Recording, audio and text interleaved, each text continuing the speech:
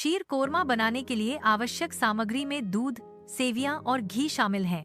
शीर कोरमा को स्वादिष्ट बनाने के लिए बादाम, पिस्ता, किशमिश, खजूर और चिरौंजी का उपयोग किया जाता है। मिठास के लिए चीनी और सुगंध के लिए इलायची पाउडर, केवड़ा जल और केसर का उपयोग किया जाता है। शीर कोरमा बनाने की प्रक्रिया में इन सभी सामग्रियों का सही अनुपात में उपयोग किया जाता है। घी को गर्म करने से सूखे मेवों को भूनने की प्रक्रिया शुरू होती है। बादाम को घी में सुनहरा होने तक भूनने से उसका स्वाद बढ़ता है। पिस्ता को भूनने से उसका अनूठा स्वाद और भी निखर कर आता है। किशमिश को घी में भूनने से वह फूल जाती है और उसका मीठापन बढ़ जाता है। खजूर को भूनने से वह और भी नरम हो जाता है और उसका स्वाद गहरा हो जाता है। सेवियों को घी में सुनहरा भूरा होने तक भूनने से वे दूध में घुलती नहीं हैं। सेवियों को भूनने से उनका स्वाद बेहतर होता है। सेवियों को भूनने के लिए घी का उपयोग किया जाता है। सेवियों को भूनने से पहले घी को गर्म करना आवश्यक है। सही तापमान पर भूनने से सेवियां कुरकुरी और स्वादिष्ट बनती हैं। दूध को एक अलग बर्तन में उबालें। दूध को उबालकर थोड़ा गाढ़ा होने दें, लगभग 10,012 मिनट तक। दूध को गाढ़ा करने से शीर कोरमा का स्वाद और भी अच्छा होता है। उबलते दूध से भाप निकलती है, जो गाढ़ा होने का संकेत देती है। गाढ़ा दूध शीर कोरमा को एक समृद्ध और स्वादिष्ट स्वाद देता है। भुनी हुई सेवियां उबले हुए दूध में डाली जाती हैं। सेवियों को दूध में 5,07 मिनट तक पकाया जाता है। सेवियां दूध में अच्छी तरह पकनी चाहिए। पकाने की प्रक्रिया के दौरान दूध और सेवई का मिश्रण एकसार होना चाहिए। चीनी को तब तक अच्छी तरह मिलाएं जब तक कि वह पूरी तरह से घुल न जाए। चीनी की मात्रा को व्यक्तिगत स्वाद के अनुसार समायोजित किया जा सकता है। चीनी को घोलने की प्रक्रिया एक समान मिश्रण सुनिश्चित करती है। घुलने के बाद चीनी तरल में अदृश्य रूप से मिल जाती है।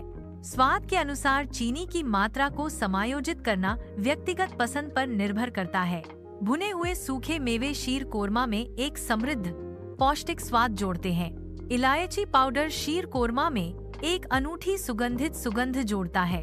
केसर यदि उपयोग किया जाता है तो शीर कोरमा में एक सुंदर रंग और एक अनूठा स्वाद जोड़ता है। सूखे मेवे, इलायची और केसर को मिलाने से शीर कोरमा का स्वाद और सुगंध बढ़ जाती है। ये सामग्री शीर कोरमा को एक विशिष्ट और स्वादिष्ट स्वाद प्रोफाइल प्रदान करने के लिए एक साथ काम करती हैं।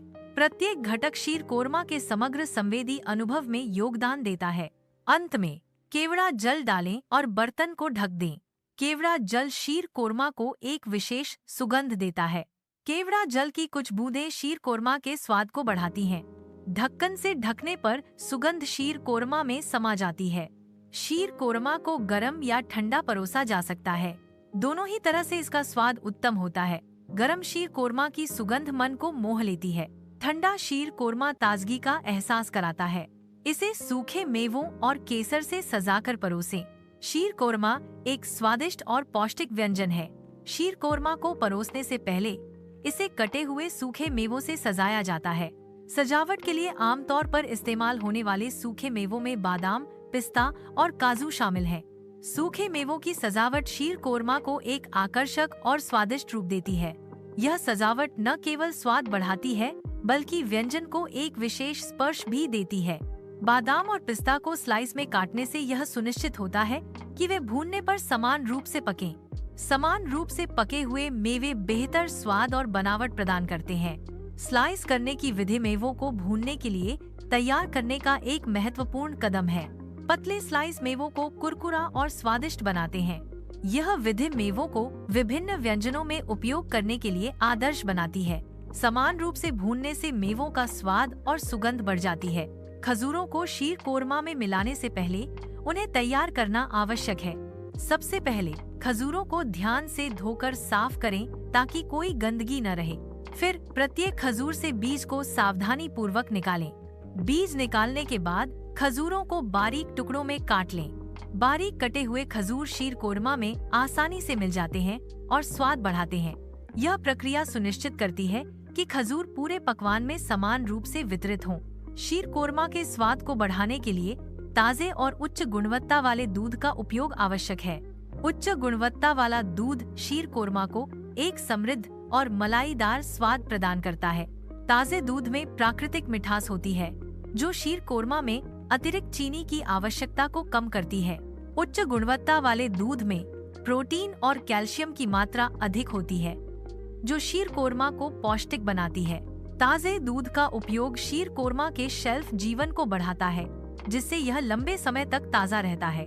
दूध की गुणवत्ता शीर कोरमा के समग्र स्वाद और बनावट को महत्वपूर्ण रूप से प्रभावित करती है। दूध और सेवियां पकाते समय आंच को मध्यम रखना महत्वपूर्ण है। मध्यम आंच से दूध और सेवियां जलने से बच जाते हैं।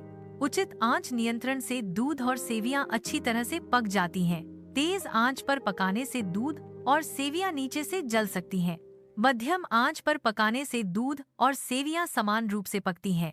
आंच को नियंत्रित करके दूध और सेवियां का स्वाद और बनावट बेहतर होती है। चीनी मिलाने के बाद मिश्रण को लगातार चलाते रहने की सलाह दी जाती है। लगातार चलाने से यह सुनिश्चित होता है कि चीनी समान रूप से वितरित हो। मिश्रण को तले में चिपकने से रोकने के लिए लगातार चलाना आवश्यक है।